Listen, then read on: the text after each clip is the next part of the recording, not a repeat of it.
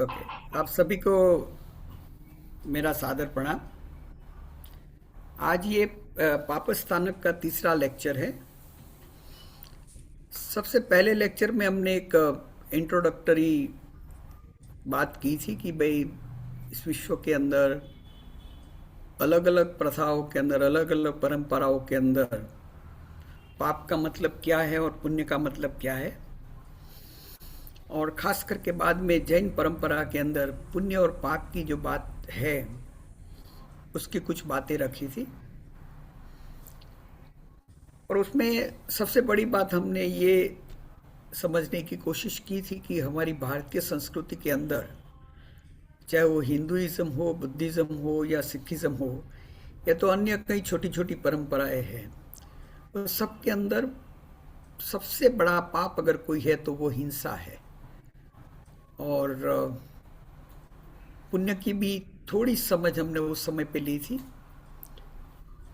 कि पुण्य भी त्याजने लायक नहीं है, मोक्ष मार्ग के लिए पुण्य की भी जरूरत होती है। उस बात को लेके जो दूसरा प्रवचन हमारा जो था उसके अंदर हमने हिंसा के बारे में, प्राणातिपात वीरमण व्रत के बारे में काफी चर्चाएं की थी। खास करके स्वहिंसा क्या है, परहिंसा क्या है, द्रव्य हिंसा क्या है, भाव हिंसा क्या है, विधेयात्मक अहिंसा और निषेधात्मक अहिंसा क्या है, और अहिंसा का हमारे जीवन के अंदर इतना बड़ा महत्व क्यों है, उसकी बात हमने की थी।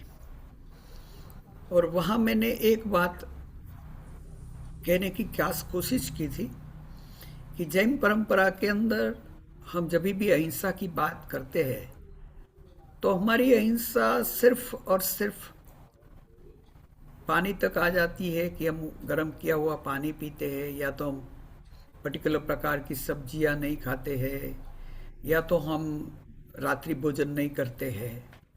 ये सब बातें ठीक है और सही भी है, लेकिन आज जो मैं एक सबसे बड़ा चैप्टर लेके जा रहा हूं वो है हिंसा और हमारा पर्यावरण। देखिए, जब हम बात करते हैं हिंसा की तो पहले तो हमें स्वहिंसा से बचना है।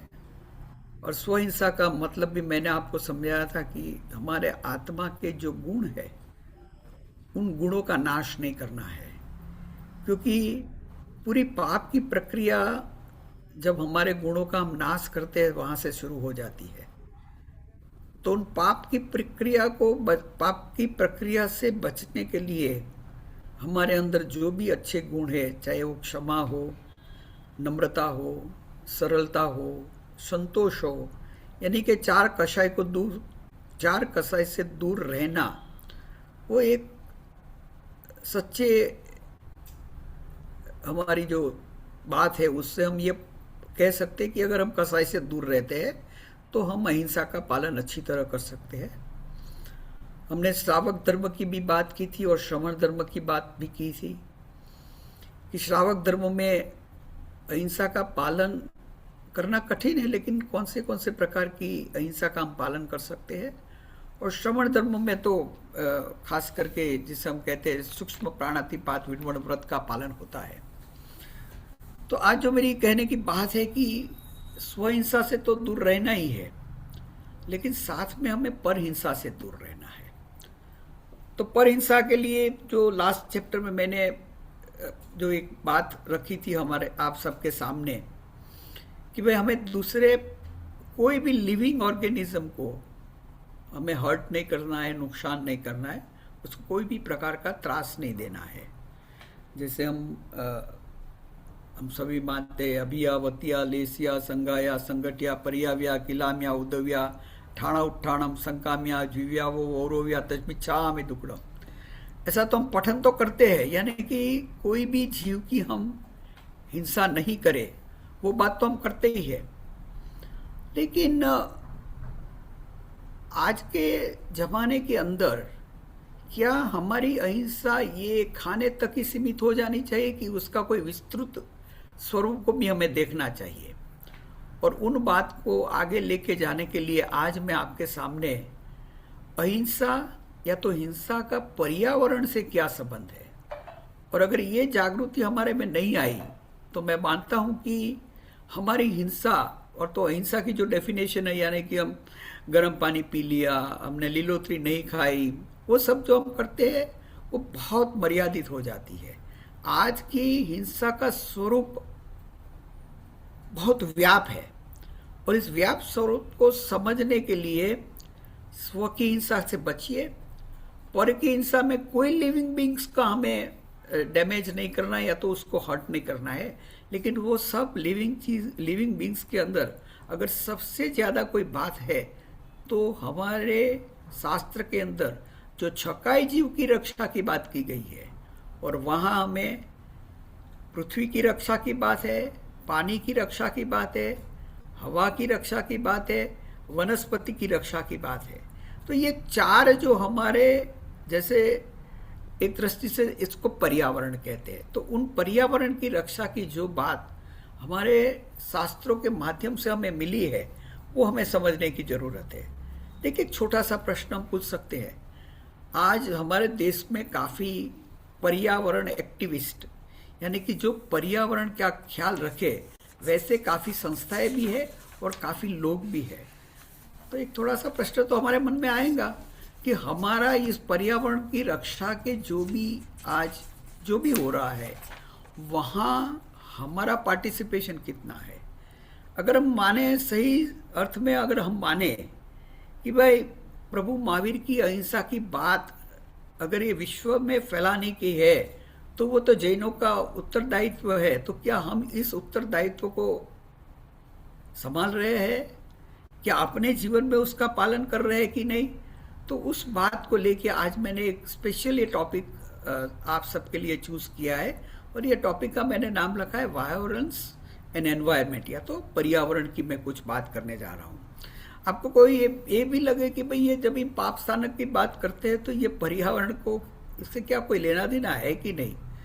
तो मैं तो मानता हूँ कि हिंसा की ही बात, पाप स्थानक की बात की शुरुआत भी हिंसा से होती है, और अगर 18 पाप स्थानक की बात कही जाए तो अंत में भी हम हिंसा की बात ही करते हैं।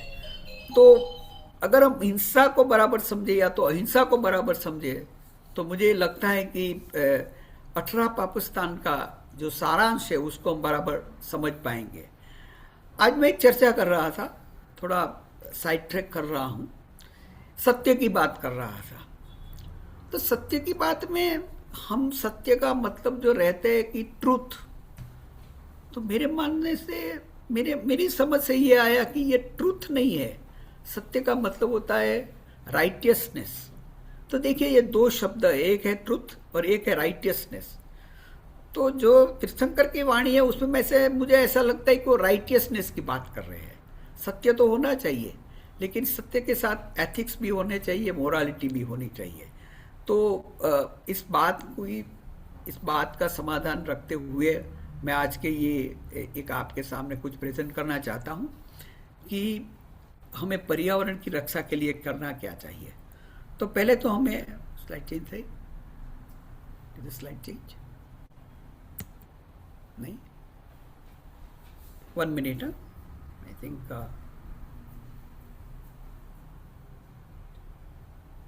स्लाइड चेंज कैसे।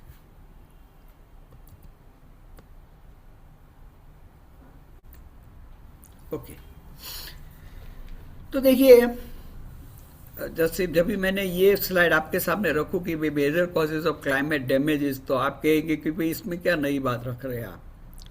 कोल, ऑयल, गैस बर्निंग, जिससे 75% ऑफ दी क्लाइमेट डैमेज हो रहा है, जो हमारी इलेक्ट्रिसिटी के लिए या तो ट्रांसपोर्टेशन के लिए ज़रूरी है।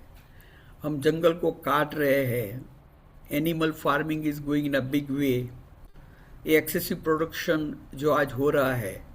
तो देखिए, ये सब चीज़ें जो है ना, ये सब चीज़ें एक दृष्टि से देखा जाए तो मैन मेड है। यानी कि ये हिंसा के जो कारण है उस कारण में 100% हमारी भागीदारी है। यानी कि 100% हम ही है, किसी की भागीदारी और कोई है ही नहीं। जैसे एक जो नेचर है, एक नेचर की सिस्टम है, वो नेचर की जो सिस्टम चल रहा है, वो सिस्टम को मिनिमम इंटरफियरेंस, फिर से मैं भंडारी साहब को याद कर रहा हूँ कि minimum interference in nature is what non violence is all about. लेकिन हमारी आज की जो भी प्रवृत्तियां है, आज भी हमारी जो भी लाइफस्टाइल है, उसमें हम नेचर को कितना डिस्टर्ब कर रहे हैं। आप कभी ये भी मुझे पूछ सकते हैं भाई इसका सॉल्यूशन क्या है। सच में बताऊं तो मेरा कोई सॉल्यूशन भी इसमें हम नहीं दे सकते हैं। आज पूरे विश्व में एक होड़ लगी हुई है कि जीडीपी किसकी ज़्यादा है, और हम भी फोर्थ प्लेस से थर्ड प्लेस पे आने की काफ़ी कोशिश कर रहे हैं। जब भी हम थर्ड प्लेस पे आएंगे तो पूरे विश्व के सामने हम कहेंगे कि भाई जर्मनी से आगे निकल गए, हमारी जीडीपी आगे बढ़ गई है। लेकिन देखिए, एक सिंपल बात यह है कि जब भी जीडीपी आगे बढ़ती है, ग्रॉस डोमेस्टिक प्रोडक्शन, कोई भी जगह पे जब भी प्रोडक्शन बनता है तो दो चीज़ तो जरूर होती है। ठीक है, उसकी इकोनॉमी तो आगे बढ़ गई, लेकिन हमारे नेचुरल रिसोर्सेज को हम कम कर रहे हैं, और there is going to be an energy crisis, and out of all this there is going to be a climate damage. तो देखिए, एक तरफ हम विज्ञान की बात कर रहे हैं, विकास की बात कर रहे हैं, लेकिन दूसरी तरफ ये तो पक्का ही है कि ये काफ़ी चीज़ों से हम विनाश की ओर भी बढ़ रहे हैं। ये बात पक्की है। फिर से मैं ये कह रहा हूँ कि आप कहेंगे कि भाई इसका सॉल्यूशन क्या है। मेरे पास तो कोई सॉल्यूशन नहीं है और हमारे पास भी नहीं है, लेकिन एक जैन होने के नाते हम इतना तो कह सकते हैं कि भाई ये जो भी चीज़ें चल रही उसमें हम कितना, I mean how much we can abstain from all this. हमारे जीवन के अंदर डेली जो भी हमारी क्रिया है, उस क्रियाओं के अंदर हमें तो एक चीज़ ये देखनी चाहिए कि भाई मैं जितना ध्यान मेरे किचन पे रख रहा हूँ, ये खाना ये नहीं खाना, उससे ज़्यादा ध्यान हमें ये रखना चाहिए कि मैं क्लाइमेट डैमेज नहीं करूँ। और ये क्लाइमेट डैमेज अगर मैं नहीं करूँ तो मेरा मानना है कि obviously then I can stamp myself as a true Jain. देखिए, ये जो मैंने एक छोटी सी बात यहाँ कहने की कोशिश कर रहा हूँ कि जो डिफॉरेस्टेशन की, समझो ऐसे ही डिफॉरेस्टेशन की बात करो तो कम से कम 10 million hectares of the land is deforested every year. और ऐसा कहा जाता है कि लास्ट 15-20 ईयर्स में 1/3 of the forest is already destroyed by us, obviously for various purposes, like हम एग्रीकल्चर के लिए ज़्यादा ज़मीन चाहिए, अर्बनाइजेशन के लिए हमें ज़्यादा ज़मीन चाहिए, हमारे ये जो अलग अलग प्रकार की हम जो प्रवृत्तियाँ कर रहे हैं, जैसे कि हमें वुड चाहिए, तो इन सब चीज़ों के लिए हम डिफॉरेस्टेशन कर रहे हैं। And you know how it can really damage the climate. Farming the animal, obviously जब भी एनिमल फार्मिंग आज तो हमारे देश में तो इतनी नहीं दिख रही है, लेकिन अगर आप फॉरेन कंट्रीज में जाएंगे तो लाइफ स्टॉक प्रोड्यूस करने के लिए आर्टिफिशियल ब्रीडिंग जो एनिमल्स की हुई है, उसके कारण पानी, हवा, जमीन, ये तीनों चीज़ को कितना नुकसान होता है। इतना पानी चाहिए, वाटर पोल्यूशन होता है, वो वाटर पोल्यूशन जब इस सी के अंदर जाते हैं तो एक्वेटिक एनिमल्स आर डिस्ट्रॉयड। तो ये बाहर से हमें नहीं लगता है कि हम कोई बड़ी हिंसा कर रहे हैं, लेकिन actually this are the important causes by which we are committing lot of violence.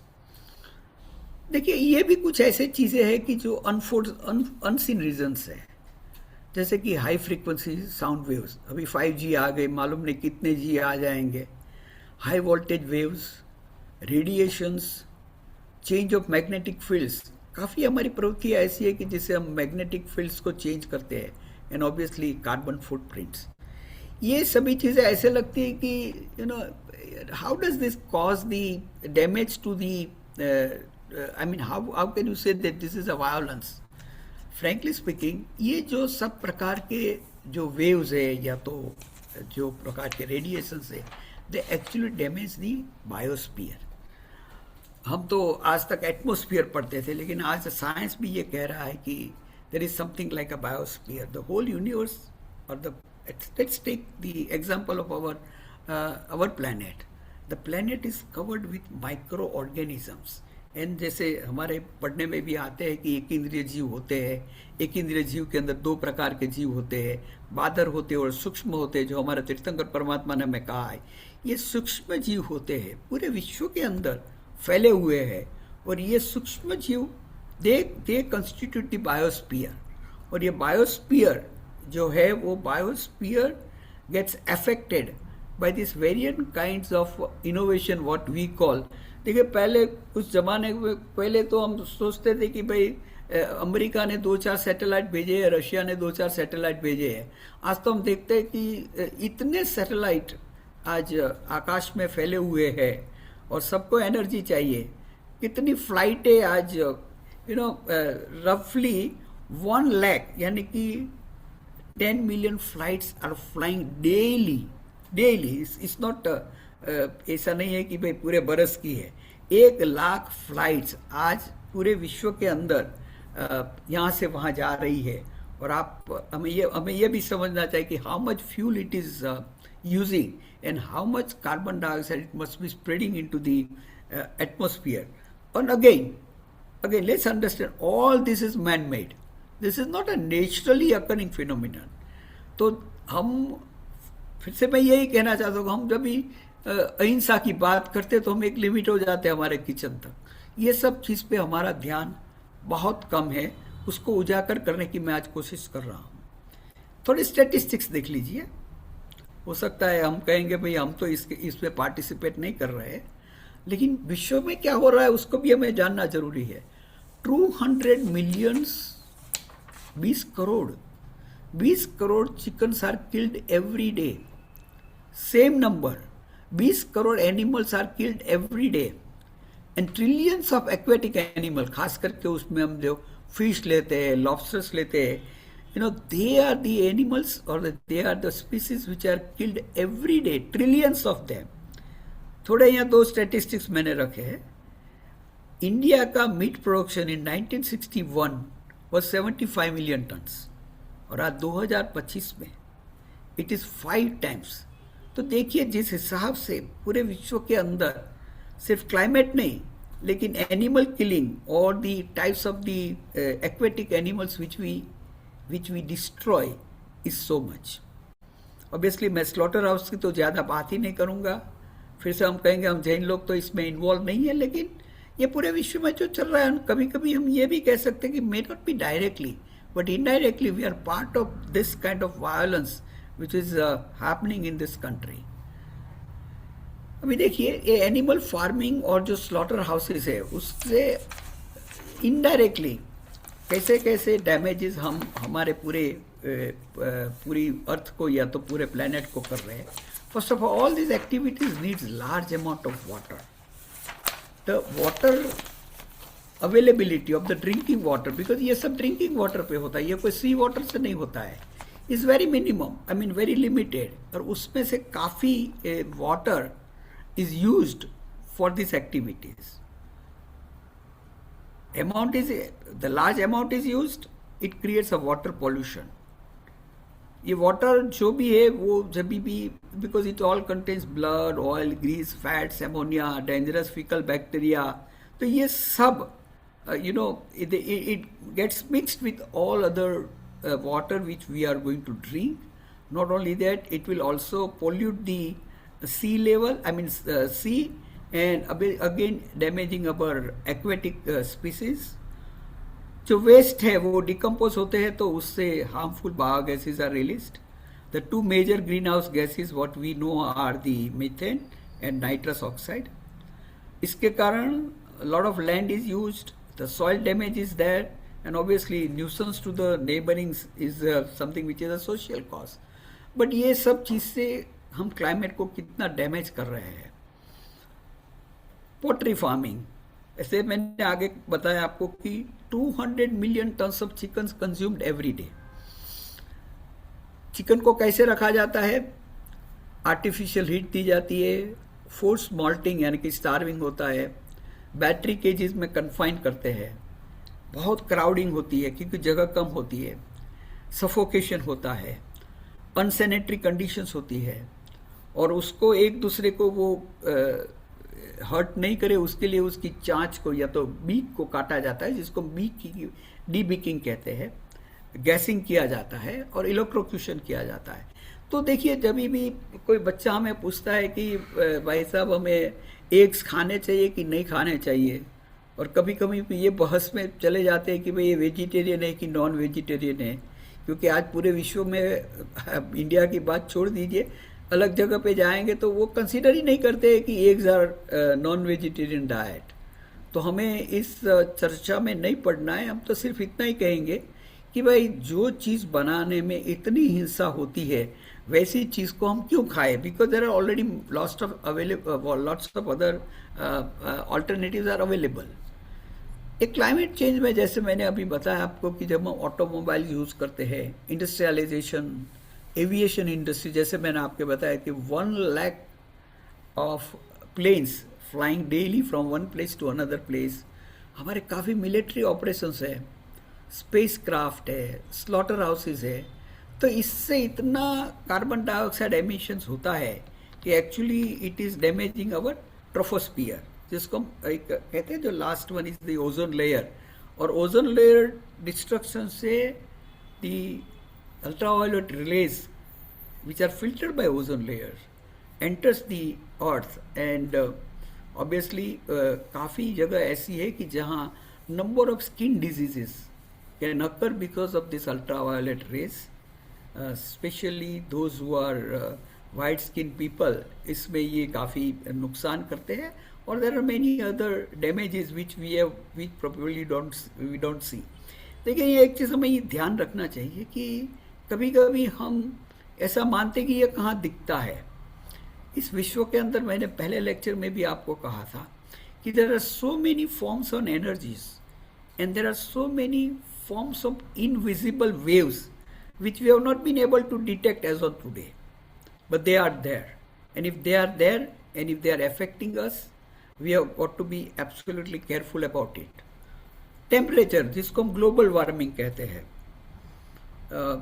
Earth time भी आपने सुना होगा कि how much time does the earth take to repair, ये टाइम धीरे धीरे बढ़ता जा रहा है।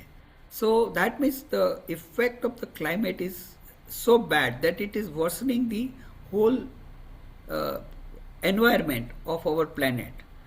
Obviously, because of this, agriculture is affected, sea level is increasing। कई लोग तो ऐसा प्रेडिक्ट कर रहे हैं कि भाई काफ़ी सी लेवल इतना बढ़ जाएगा कि प्लेसेस लाइक फ्लोरिडा, बांग्लादेश और इवन श्रीलंका और सम पार्ट ऑफ जो कोस्टल एरियाज ऑफ हमारे कंट्री के, वो सब सबमर्ज्ड हो जाएंगे। That would be the sea level which will increase over a period of another 50 to 100 years।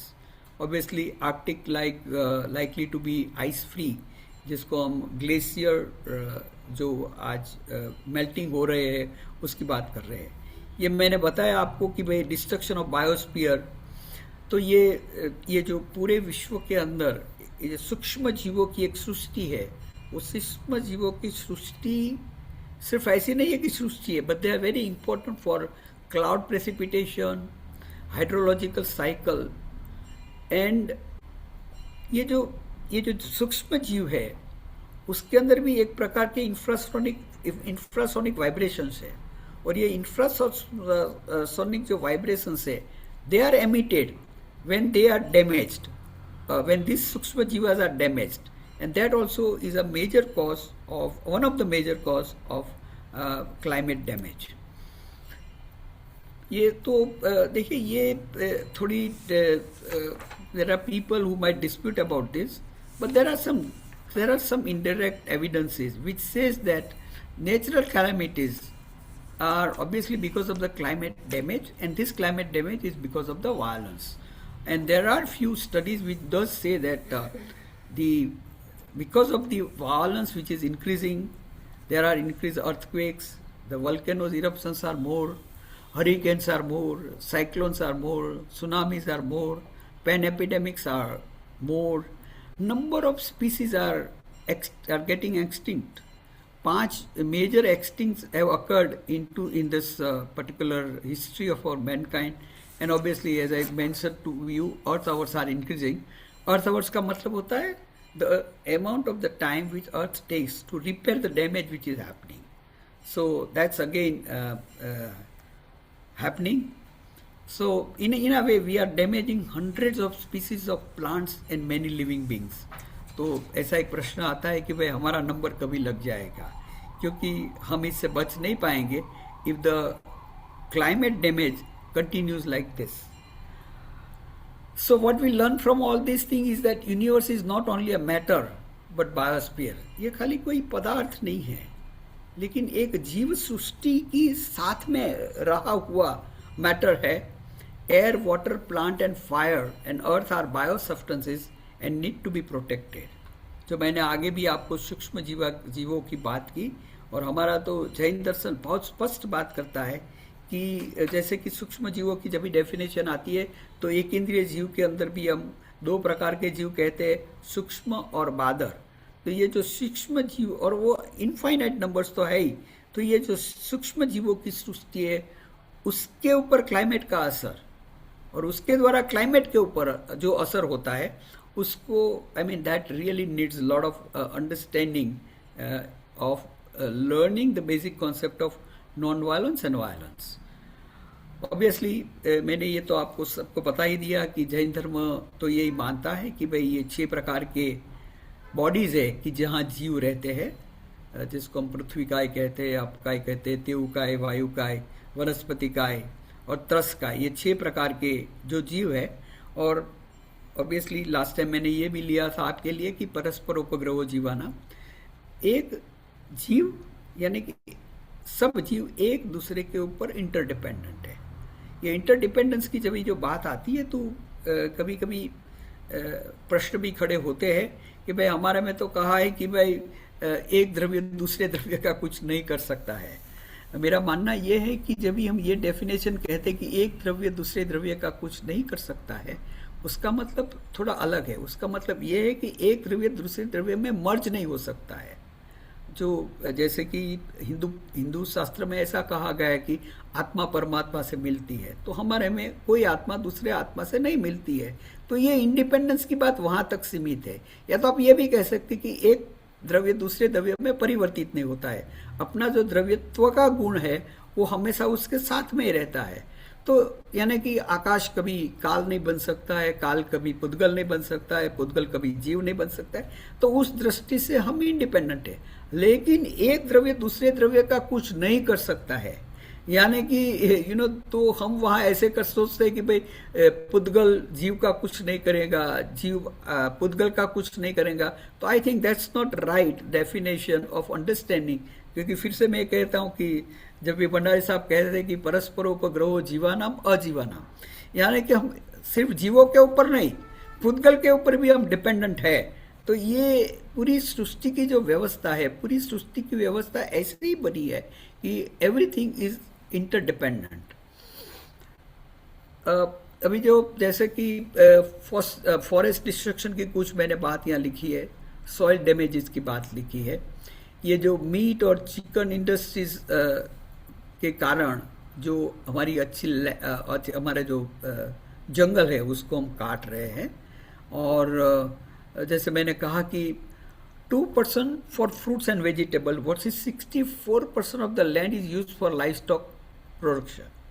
Obviously industrialisation, paper industry, आज हम टिश्यू पेपर का ऐसा उपयोग कर रहे हैं कि हम ये समझ नहीं पा रहे हैं कि क्यों ये जरूरी है, खास करके हमारे देश के अंदर.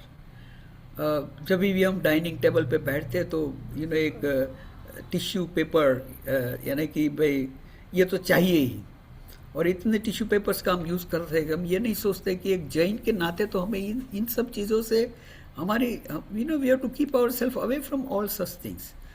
और आज जो पेस्टिसाइड्स का उपयोग होता है, फर्टिलाइजर्स का उपयोग होता है, मोनोकल्चर प्लांटेशन होते हैं, जो waste from meat and chicken industry होता है वो भी top soil loss is very much because of that. तो ये जो अलग अलग प्रकार के वायलेंस से हम वनस्पति का जीव और पृथ्वी का जीव को कितना नुकसान कर रहे हैं, ये आज हमें सोचना चाहिए. ऐसे मैंने यहाँ एक थोड़ा एग्जाम्पल लिया है कि 5000 liters of water is required for 1 pound of cherries. 10,000 liter of water is required for 1 pound of green beans. 3,000 liter of water is required for 1 pound of carrot उसको बनाने में, और 50,000 फॉर टोमेटोज. ठीक है, tomatoes में काफ़ी लगता है, लेकिन उसके सामने आप देखेंगे तो यानी कि 1 पाउंड जो हम बीफ बनाने की जो कोशिश कर रहे हैं उसमें 250 times of this water is required. एक छोटा सा एक विजुअल है, I hope you like it. मुझे प्यास लगी है पुत्र. जो आज्ञा पितामह.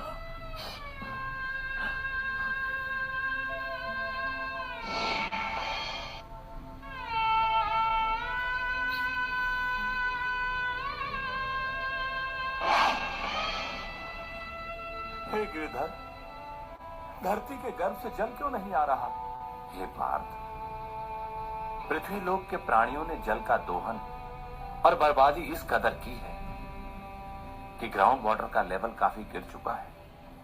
इससे नल, हैंडपंप, ट्यूबवेल में पानी आता नहीं और नदी, नाले, जोहड़, तालाब, झील, बावड़ियां सब सूख रहे हैं. हे प्रभु, ये तो बड़ी भयानक स्थिति की ओर बढ़ रहे हैं पृथ्वी लोक के लोग. बिल्कुल अर्जुन, अगर ये लोग अब भी नहीं जागे, पानी की बर्बादी नहीं रोकी और पानी की बचत नहीं शुरू की, तो वो दिन दूर नहीं जब अंत समय में 2 बूंद पानी के लिए भी लोगों को तरसना होगा. तो देखिए, जो ये ऐसी छोटी प्रेजेंटेशन है, लेकिन ultimately we are not realizing that how much water depletion is occurring, especially the top level. जो पानी आज मुझे मालूम है कि मैं जब भी गांव में रहता था तो 30 या 40 फीट पे पानी मिल जाता था, और आज जब भी हम गांव में जाते हैं, वाटर पंप की बात करते हैं, खेत की बात करते हैं, तो कम से कम 150 फीट तक जाना पड़ता है. So this has happen in just last 30-40 years. तो ये जो पानी का हम दुरुपयोग कर रहे हैं, as a Jain we have to be extremely careful.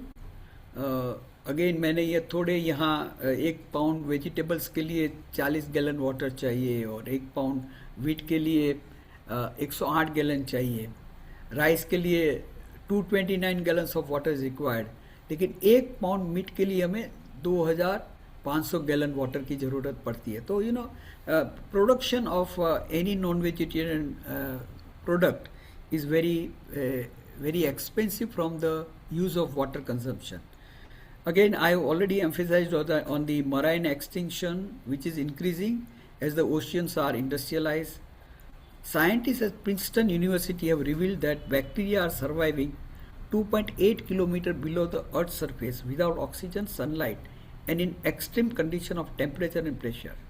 तो ये जो पूरी जो मराइन इकोसिस्टम है, मराइन एनिमल्स है, माइक्रोब्स है और प्लांट्स है, they are very very essential for the balance of the ecosystem of our planet.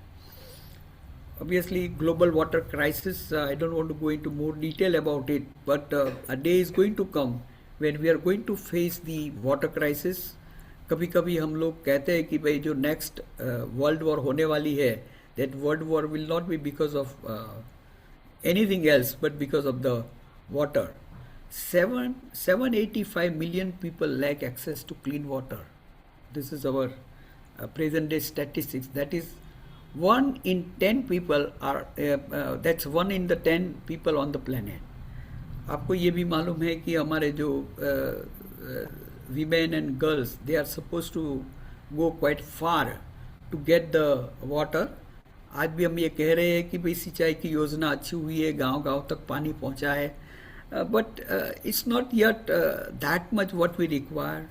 आप रूरल अफ्रीका में चले जाइए, काफ़ी अन्य कंट्रीज भी है जहाँ water shortage is really bad. It is also said that more than 800 children under the age of 5 die from diarrhea caused by the unsafe water, which is because of the contaminated water, poor sanitation and unsafe hygiene. 2 million people live without access to adequate sanitation.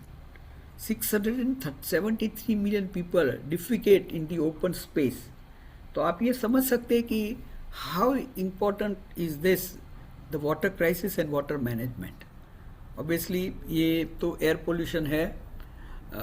Delhi में क्या हो रहा है, बम्बई में क्या हो सकता है, बेंगलोर में क्या हो सकता है, ये हम सभी जानते हैं. जैसे मेरे एक दोस्त रहते हैं 42nd फ्लोर पे.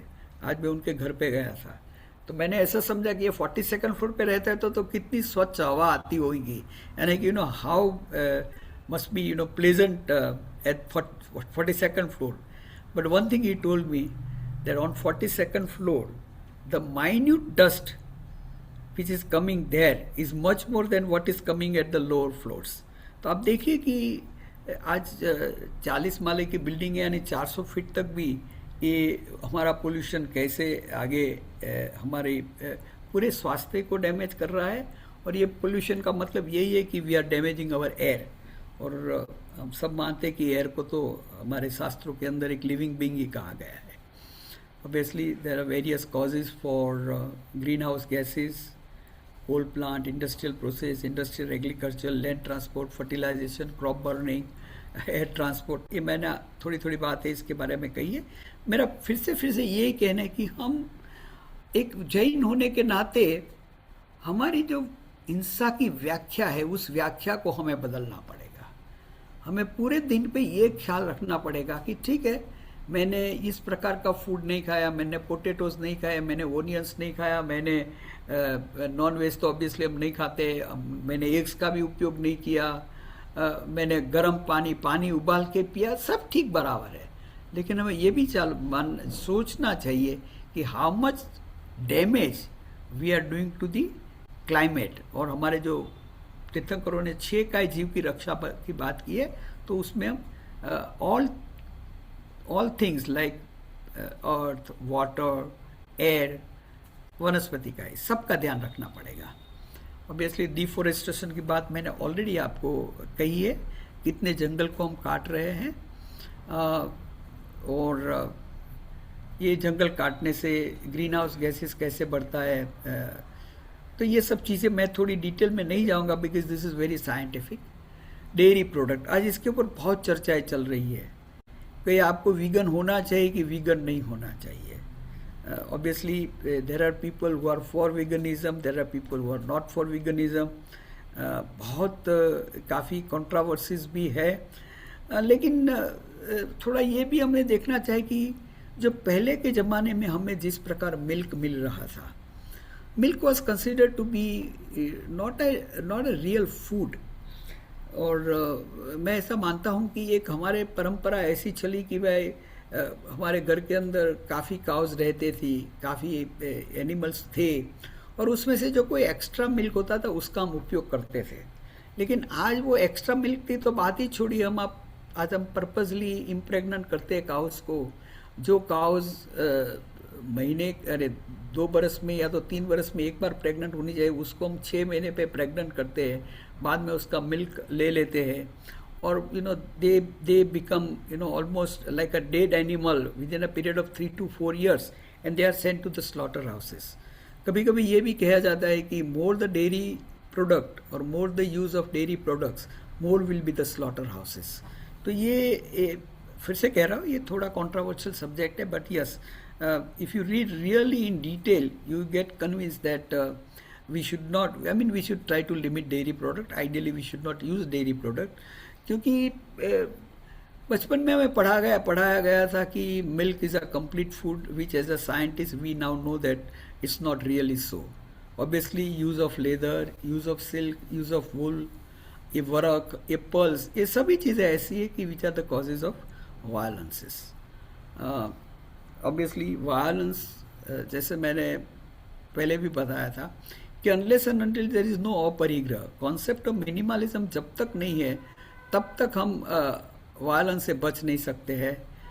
We all understand about refuse, reduce, reuse, repurpose, recycle, ऐसे बहुत सी छोटी छोटी बातें हम कर रहे हैं, बट एक्चुअली जो आज हमारा कंजम्पशन है वो it's actually increasing.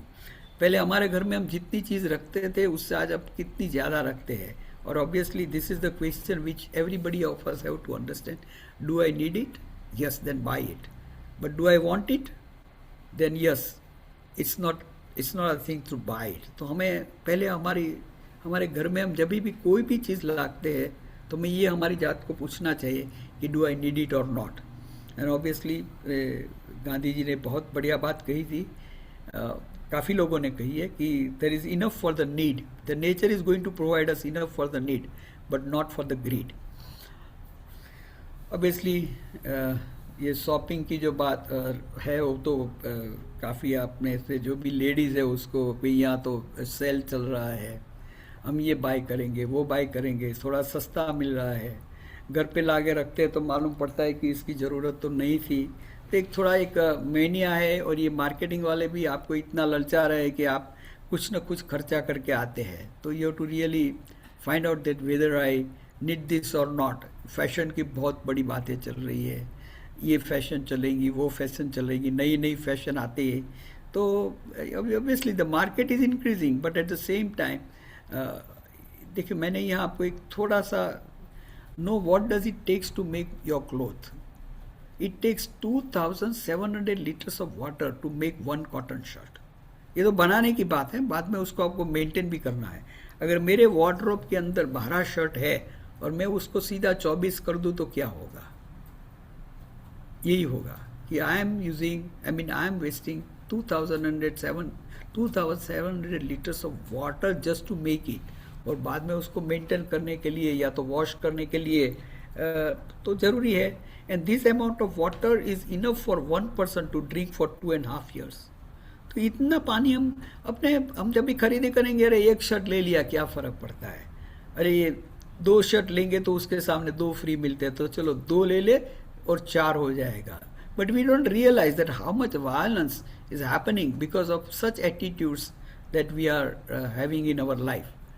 Obviously, the wastage in wedding, festival and in any celebration, कभी कभी मुझे दुख होता है. मैं काफ़ी जैनों के फंक्शंस में जाता हूँ.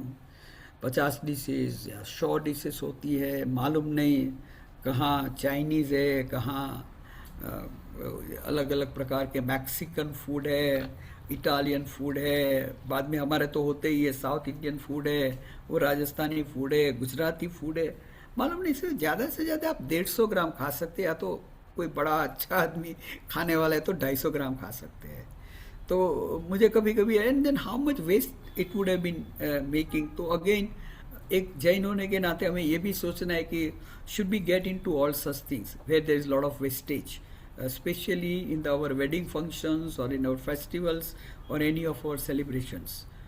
Obviously, always you should always use the इसके ये तो बड़ा पूरा एक लेक्चर में ले सकता हूँ about the use of plastics in our day-to-day life, especially the single-use plastics should be avoided because what harm they can do to our earth, not directly and indirectly.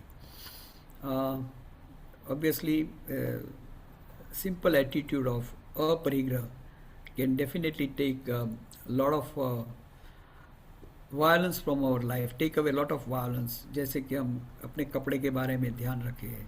हम जैसे we have got lot of friends who know you usually carry their own bottle of water जो glass की बनी हुई है. Coffee mugs भी अपने आप से लेके जाते हैं. प्लास्टिक पैकेजिंग को अवॉइड करते हैं. So these are some of the climate friendly attitudes that we can develop for us. Obviously, I am just जो Infosys की हमारी there are people. I have just Krishnamurthy की जो वाइफ है सुधा कृष्णमूर्ति, और फेसबुक के जो को फाउंडर है मार्क जुकरबर्ग, ये काफ़ी एक ही प्रकार के टी शर्ट पहनते हैं और वो सिंपल साड़ी से रहती है. So money may be there, but your attitude to protect our climate should be equally there. We can't steal the future of our next generation or our future generation. आज हम जो भी कर रहे हैं उससे हो सकता है आज हम नुकसान नहीं देख पा रहे हैं, लेकिन it will definitely affect our future generation. Obviously, Parasparo Gravo Jivanam I have already said.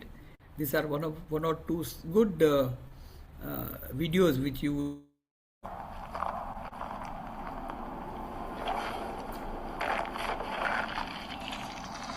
आपने एक प्लास्टिक की बैग्स डाली, एक जार बन गया. Is the indirect effect or the direct effect what plastic can.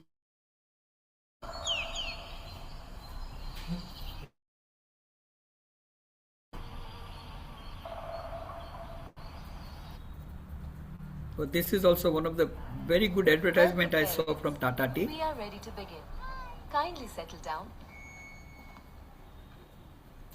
Jack and Jill went up the hill to fetch a pail of water, but all the water had dried up. The world was now much hotter. So Jack and Jill sat on the hill. Their throats were so dry, they couldn't find a drop to drink. And one day, neither will I. मछली जल की थी रानी, जीवन उसका था पानी, पर पानी में प्लास्टिक फेंकते रहे हम, मछली को तरपते हुए बस देखते रहे हम. धीरे धीरे मर गई मछलियाँ सारी, रह गए बस फेंकी भी चीजें हमारी. Twinkle, twinkle, little star, how I wonder what you are. Up above the smoggy sky, I have never seen you. I wonder why. The smoke, it makes my chest so tight. For every breath, I must fight. ये क्या हो गया? Mummies and daddies, आपके बचपन की favourite poems बदल जाएंगी, क्योंकि हमारा बचपन क्लाइमेट चेंज की वजह से बदल रहा है. इससे लड़ने के लिए हम सबको चेंज होना पड़ेगा. क्लाइमेट चेंज से हम कैसे लड़ सकते हैं, जानिए jagoray.com पर.